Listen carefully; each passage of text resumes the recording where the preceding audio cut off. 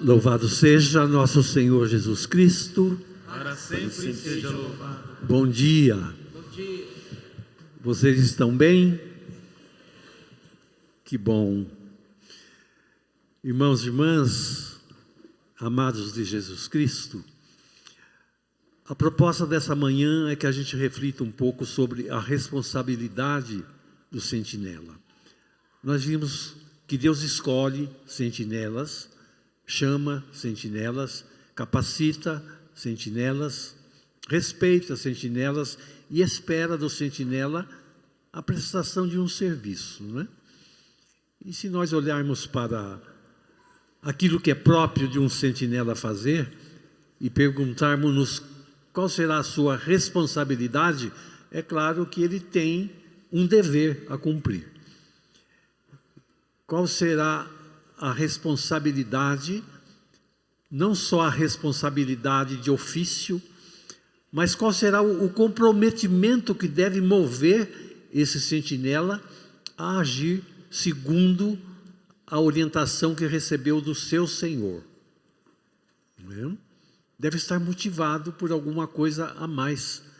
A responsabilidade de fazer soar a trombeta é dele, mas ele também deve estar motivado e querer fazer isso pela vida dele e pela vida dos seus irmãos.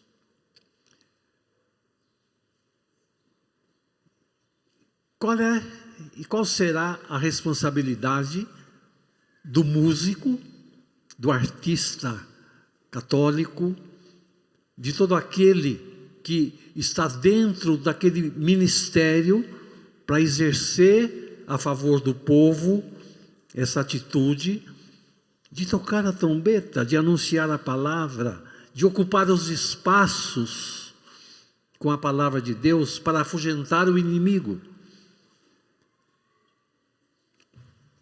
Qual será a melhor motivação para que o sentinela cumpra com a sua responsabilidade? Será que é apenas cantar? Cantar bem? Animar? Assembleia? Culto? Isso tudo faz parte. São Serafim de Sarov, um monge do século XIX, um asceta muito querido do povo russo, ele nos dava a seguinte imagem.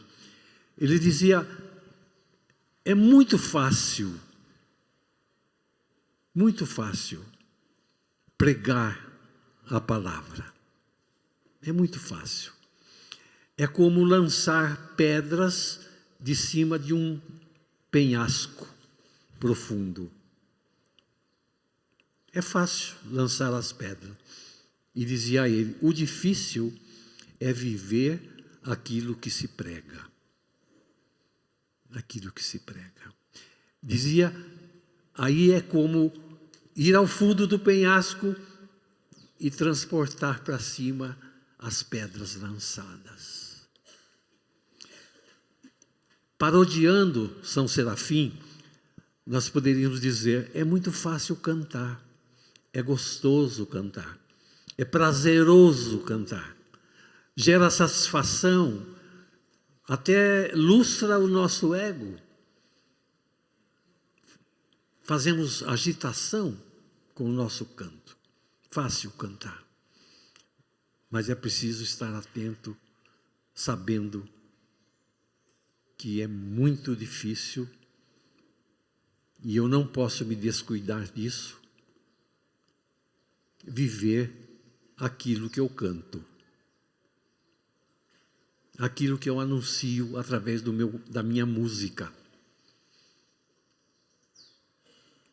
Viver aquilo que eu canto, sim, isso sim é uma tarefa de trazer de volta as pedras lançadas no desfiladeiro.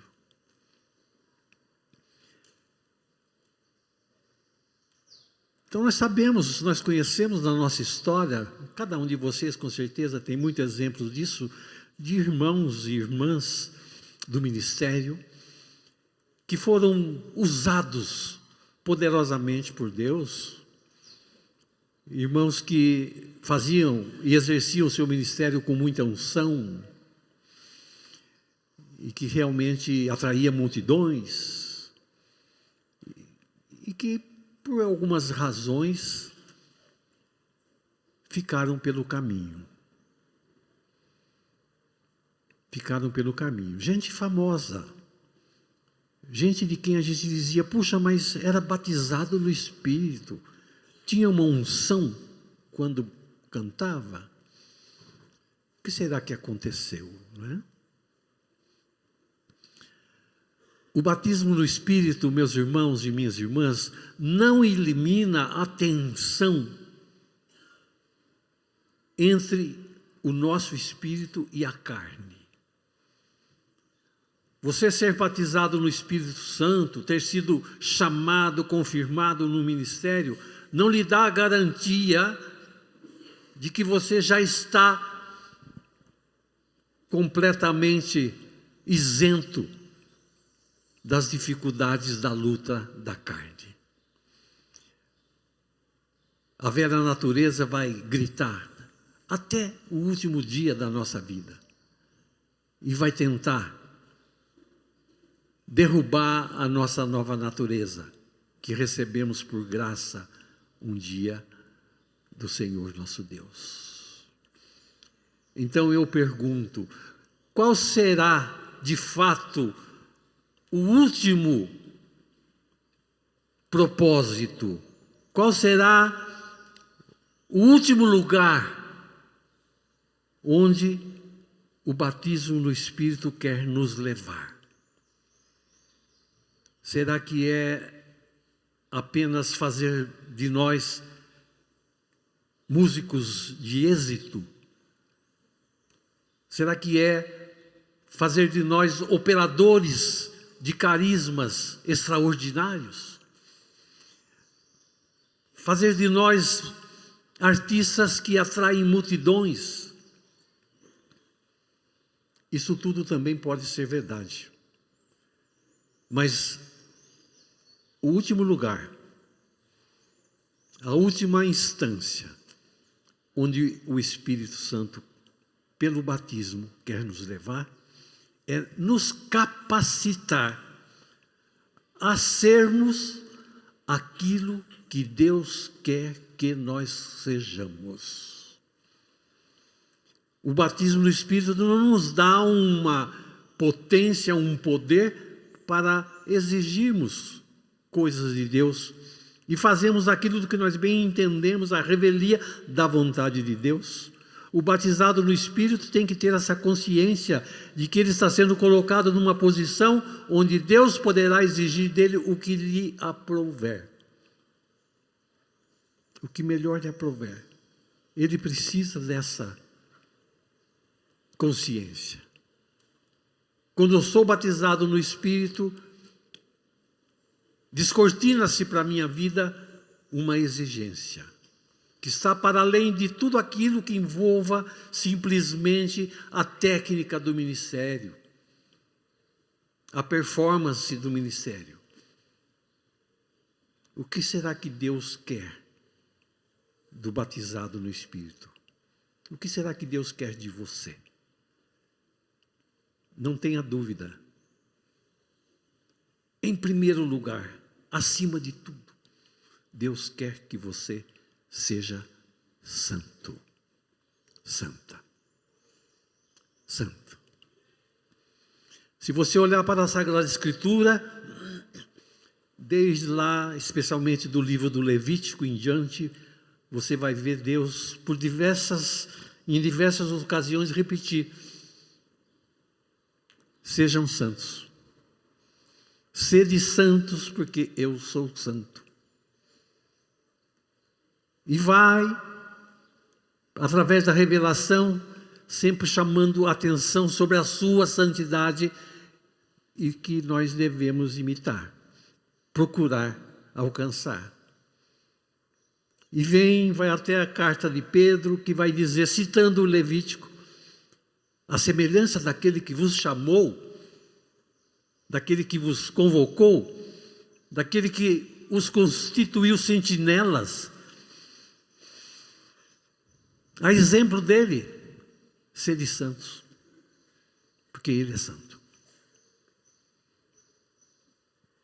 Ou passando pelo Sermão da Montanha, Jesus dizendo ao povo: sede perfeitos, porque o meu Pai Celeste é perfeito. Isso até assusta, né? Mas como é que eu vou ser perfeito como o Pai Celeste é perfeito? Isso é impossível, e quando a tarefa é impossível, é muito distante da nossa capacidade, a gente tende a desanimar. Mas Jesus não nos convida a sermos perfeitos para nos desanimar, mas para termos a consciência que nós nunca vamos estar acabados, nunca vamos estar perfeitos, que nós vamos precisar sempre perseguir essa perfeição na direção do Pai. E Paulo, na primeira carta aos Tessalonicenses, capítulo 4, vai dizer: essa é a vontade de Deus a respeito de vocês, que vocês sejam santos. Santos. Então, não tenha dúvida de que a primeira responsabilidade é você ter esse sentimento de pertença a Deus. Essa necessidade de de viver, de beber daquilo que é a essência do seu Senhor, que é a santidade. Ser santo porque Ele é santo. E o Espírito que nos move é santo. Então eu posso me esmerar, me aperfeiçoar na técnica, no estudo, no ritmo, na leitura musical. Isso tudo é importantíssimo, mas é preciso estar revestido da vontade de fazer isso tudo dentro da busca da santidade.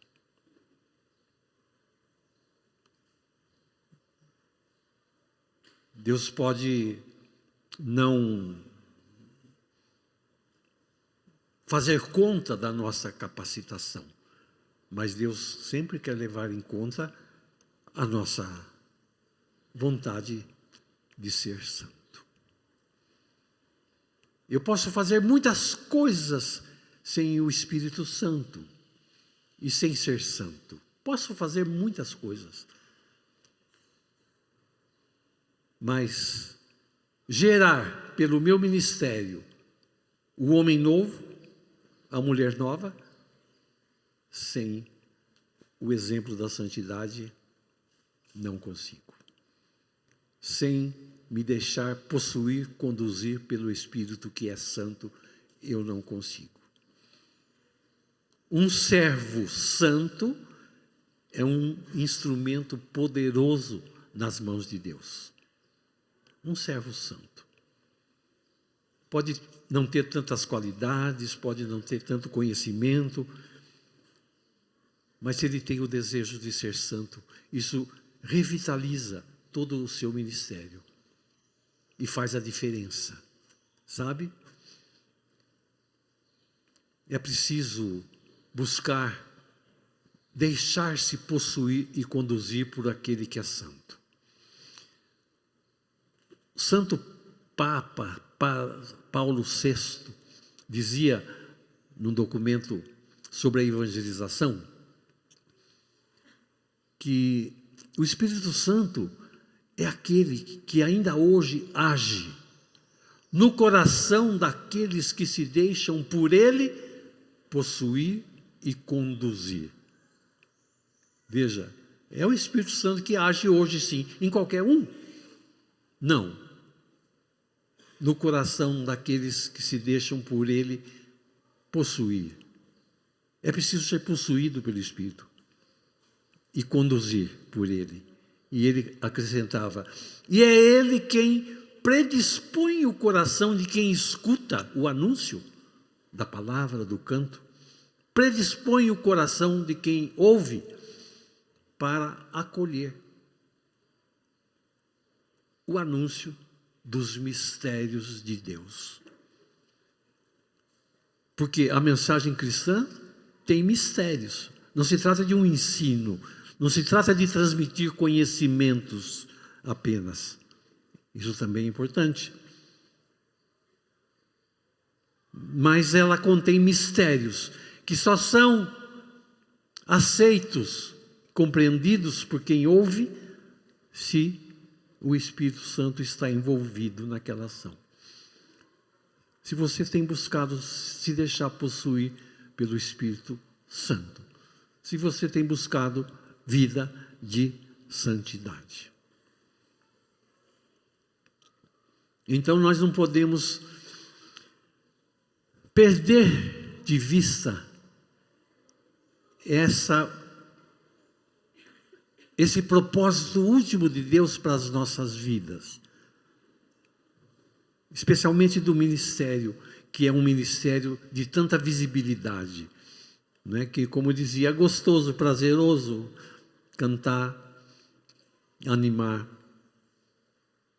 Ele precisa ser regido pela vontade de sermos, de fato, santos. Não é uma ideia vaga de santidade. Não, eu preciso perseguir a ideia de que eu quero ser santo. Eu quero eliminar o pecado da minha vida. Eu quero romper com todo e qualquer tipo de relação com o mal. É ser santo mesmo, santo. Aspirar a ser santo de altar. Já tem santo com o seu nome? Como é seu nome? Tem santo com o seu nome já? Se não tem, por que você não vai ser o primeiro, a primeira? Não é? Fala para o seu irmão, sua irmã, eu espero estar sentado ao lado de um futuro santo. Fala aí para ele. Verdade. Não é? Um futuro santo. Irmãos, irmãs, conta um pequeno caso para vocês, porque eu gosto de fazer memória da história e hoje é um dia muito importante. 53 anos atrás, no dia de hoje, 53 anos atrás, no dia de hoje, não era um domingo, era uma quarta-feira. Eu sei que era quarta-feira, porque você pode depois conferir, porque era dia do grupo de oração. Nós tínhamos um grupo de oração, tínhamos uma pequena comunidade de jovens que coordenava os encontros do TLC, alguns, e os encontros da experiência de oração, das primeiras experiências de oração da renovação carismática, né? A Reinalda participava desse grupo. A gente nem tinha muita amizade, era um grupo grande, reunia muitos jovens de diversas expressões. E era o ano de 71.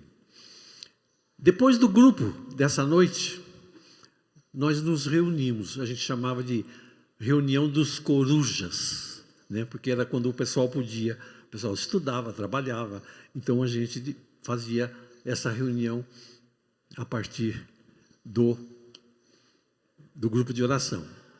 Permanecíamos lá, em Campinas, na rua Irmã Serafina, 88, onde hoje é a Cúria Metropolitana de Campinas. Já era a sede da diocese. E nos reunimos por quê? Porque nós tínhamos programado para o mês seguinte um retiro, uma experiência de oração. E nos reunimos um pouco preocupados, porque a procura pelo retiro estava pequena.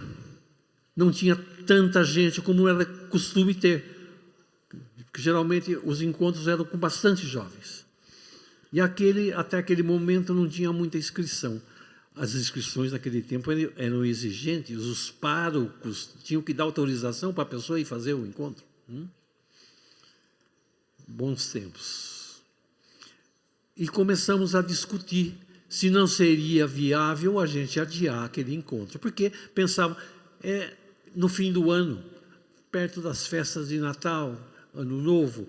Então o povo vai estar direcionado para outras atividades, né? Talvez a gente passar isso para fevereiro e discutirmos. Bom, vamos rezar. Fomos rezar. Rezamos, nos colocamos em oração diante do Senhor, grupo de jovens da Comuba, comunidade de base estudantil, e o Senhor falou pela boca de um irmão chamado Lumumba, é o apelido dele, o querido irmão,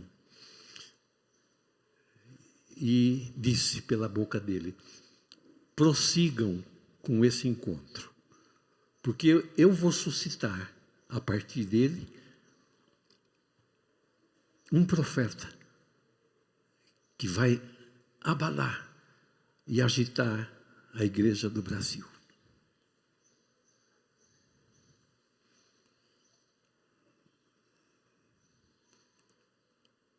Vocês fazem ideia de quem foi fazer o encontro?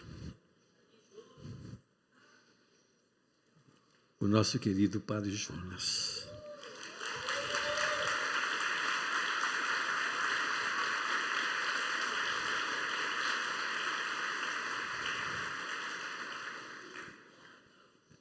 Será que a gente consegue ter uma pequena ideia do número de pessoas no Brasil e no mundo que foram tocados pelo carisma Canção Nova e tiveram a sua vida transformada? Será que a gente tem ideia do que Deus fez com aquele jovem sacerdote? Que tinha 34 anos, ia fazer 35, mês que vem é aniversário dele. Temos ideia? Temos ideia de como Deus usa poderosamente um servo santo? Não dá nem para imaginar o que Deus fez através desse homem, através desse santo.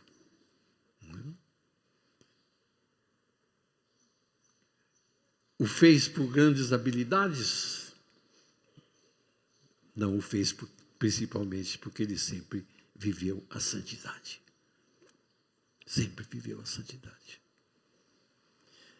Então, São João Paulo II, em março de 2002,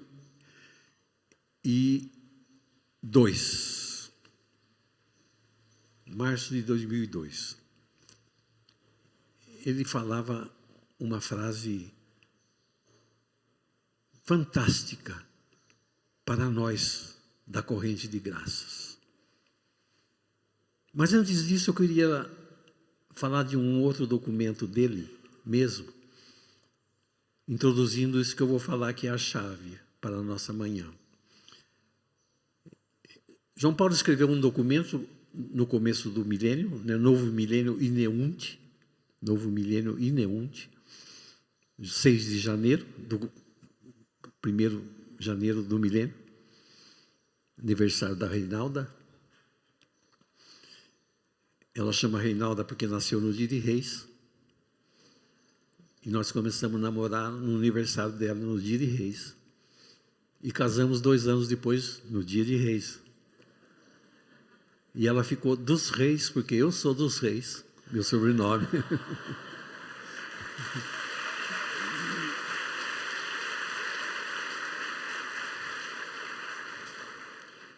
São João Paulo dizia assim, no documento Novo Milênio Ineunte, vou ler para ficar bem claro, número 30 do documento. Em primeiro lugar, eu não hesito em dizer que o horizonte para o qual deve tender todo o caminho pastoral é a santidade. O Santo Padre Papa João Paulo II está dizendo que ele não hesita em dizer, ele não tem dúvida em dizer, que o horizonte para o qual deve tender toda atividade pastoral, inclusive a sua sentinela do canto, no horizonte deve estar a santidade. O último vislumbre que você deve ter de toda a sua atividade é a santidade. Sabe quando você se reúne e fala, vamos Essa semana vamos cantar num encontro diocesano. Vamos nos reunir. Vamos ensaiar, é bom. Vamos escolher os cânticos, é ótimo. Mas vocês têm que orar e pensar. Como o Senhor poderá nos usar para levar aquele povo a um desejo maior de santidade? Como será que nós podemos, com esse evento, nos tornarmos mais santos? Vai ter um congresso, vai ter um acampamento de músicos. Eu vou para lá para quê? Para ver os artistas? Eu vou em busca de uma escuta de Deus para tornar o meu ministério mais santo. E eu vou só para tocar e cantar e animar? Ou também vou para me santificar? No horizonte tem que estar, em primeiro lugar, a santidade. Isso pode ficar um pouco vago, não é? Ah, quero ser santo, tal. Não, santidade, dizia São José Maria Escrivá, santidade não é fazer coisas esquisitas. E o cardeal Sunes dizia, a santidade, o santo, é o cristão normal. Normal. Aqui nesse documento, aqui mesmo, nesse mesmo número, João Paulo diz assim, perguntar a um catecúmeno, queres te tornar cristão? É o mesmo que perguntar, queres te tornar santo? Santo. Tem que estar na nossa natureza, tem que estar na nossa responsabilidade, buscar. São João Paulo disse uma coisa fantástica para os que estão debaixo da corrente de graça, 2002. Disse assim, a igreja e o mundo necessitam de santos. A igreja e o mundo. E nós somos tanto mais santos, quanto mais deixarmos que o Espírito Santo nos configure a Jesus Cristo. Ó. Aí você fala assim, mas como é que eu faço para me deixar configurar a Jesus Cristo? Ele continua, fala assim, eis o segredo do caminho de crescimento proposto pelos vossos grupos e vossas comunidades pela efusão do Espírito Santo. Caminho de crescimento que vocês propõem para os vossos grupos e movimentos. Estava dizendo para os líderes da renovação mundial. Como que eu faço para deixar que o Espírito me configure a imagem de Jesus Cristo? Como que eu me torno um outro Cristo para o meu irmão? Como que eu vejo no meu irmão um outro Cristo? O Papa tem essa ousadia de dizer, vocês da corrente de graça têm o segredo. O segredo é essa efusão. Ele não dizia ainda batismo no Espírito. Quem vai dizer primeiro vai ser Francisco, em 2014, junho. Esse é o segredo. Esse caminho de crescimento que vocês propõem para os seus grupos, para as suas comunidades. Caminho de crescimento. Então, precisa saber que batismo no Espírito não é um ponto de chegada, onde eu passo por ele e estou pronto, estou diplomado. Não, é um caminho de crescimento. É entrar num caminho rumo à busca da santidade. Deus, falando numa linguagem assim, né? Nossa, humana, se agradou muito quando você fez a experiência do batismo, aquela experiência crítica, né? Emotiva, emocionalmente envolvente, né? Mas Deus está muito mais interessado em que você esteja vivendo a vida no Espírito, que é santo. É isso que Deus quer. Onde Deus quer te levar? A santidade. Quer fazer de você um sentinela com responsabilidade, mas Ele espera que você seja santo. Antes de mais nada e antes de tudo. Então, meus queridos, eu tenho assim uma vontade imensa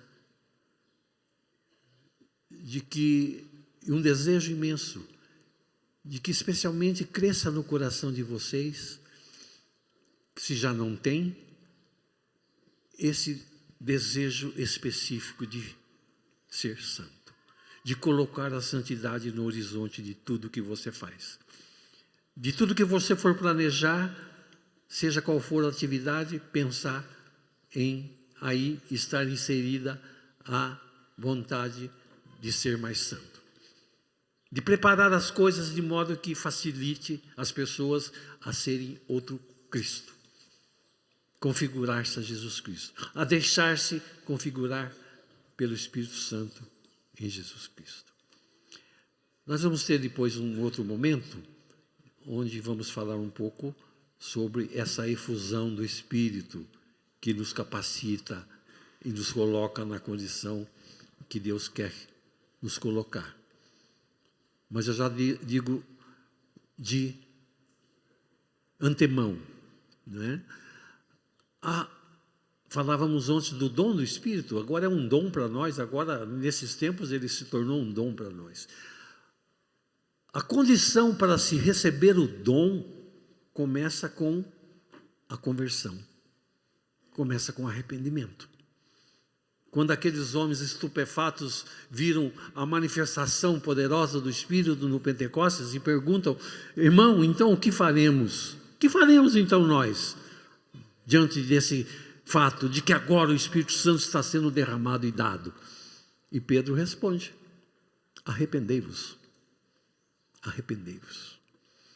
Tem um monge do deserto do século V, São Simeão, do deserto, ele dizia: quem não chora os seus pecados não tem o Espírito Santo. Quem não se arrepende não tem o Espírito Santo. Mas eu tenho, eu nem chorei meus pecados, nem... Pois é, você não tem o Espírito Santo na medida que poderia ter, na intensidade que poderia ter. Começa pelo arrependimento.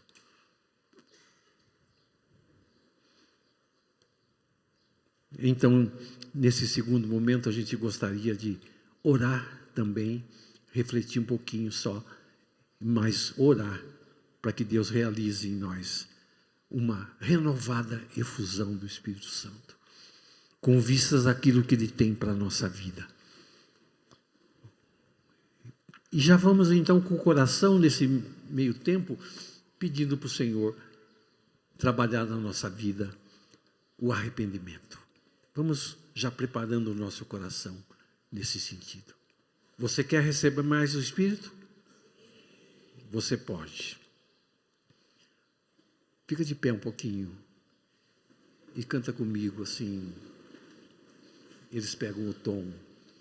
Jesus amado, toca em mim. Senhor, eu quero ser curado, sim. Jesus amado, toca em mim. Senhor, eu quero ser curado, sim. Perdão, Senhor, pela mentira e o ódio que ficam dentro do meu coração, com o orgulho, a gula e a inveja que só me causam dor e depressão. Peço perdão também pela preguiça, pela luxúria, meu Senhor, perdão. Misericórdia, meu Senhor amado, cura meu corpo e meu coração. Jesus amado, toca em mim. Senhor, eu quero ser curado, sim. Jesus amado, toca em mim. Senhor, eu quero ser curado, sim. Que o Senhor cure o nosso coração, nos livre de todo o pecado que a gente renuncie hoje, nessa manhã, a tudo aquilo que ocupa o lugar do Espírito Santo na nossa vida, para que Jesus tome posse de todo o nosso ser e o Espírito Santo conduza toda a nossa vida. Viva Jesus de Nazaré, o nosso Deus, Rei poderoso. Amém.